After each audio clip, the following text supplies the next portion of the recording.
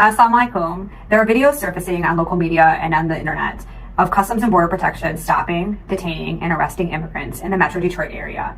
Customs and Border Protection serves a unique function of securing the borders of the United States and are generally not tasked with immigration enforcement. However, the entire state of Michigan, because of our Great Lakes and proximity to Canada, is considered to be an internal border. Because of all of Michigan is considered to be an international border, CBP has the authority to patrol around the entire state and engage in stops to inquire about whether someone may have a recent border crossing. In addition, cities, such as the city of Detroit, have at various points contracted with CBP to conduct traffic enforcement, giving them access to motorists inside of the city. This is important because in a traffic stop with a city police officer, they have no right to inquire about an individual's immigration status. However, when an individual is pulled over by CBP, even for a traffic stop, they can lawfully inquire about a person's immigration status. All persons, no matter their legal status or lack of legal status, that are inside the United States and in the state of Michigan are afforded constitutional protections. Everyone has the following rights. When you are found inside the United States, you have the right to remain silent. You do not have to answer questions about your immigration status, and you should tell the agent that you're not going to answer any questions without an attorney present. You have the right to an attorney.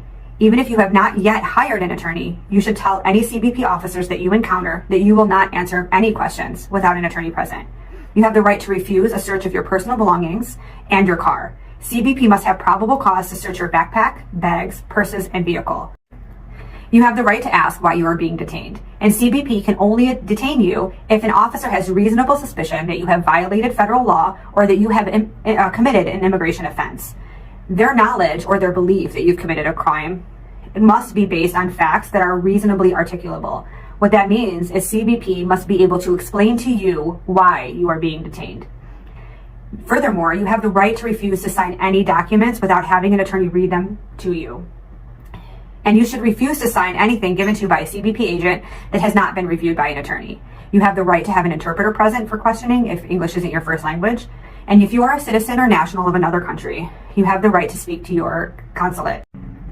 If you are pulled over by CBP, you should present a valid identification document. Immigrants who are here legally are required by immigration to carry with them proof of their legal status at all times. If you have a document evidencing your legal status, you should present it to the officer. You should never provide false immigration documents or lie about your identity. This can have more serious legal and immigration consequences for you in the future. If you see CBP out in the community, you should alert people by posting an image of the vehicle or officer with the precise location and time that they were seen. CBP can be filmed from a safe distance as long as the filming does not interfere with their interactions.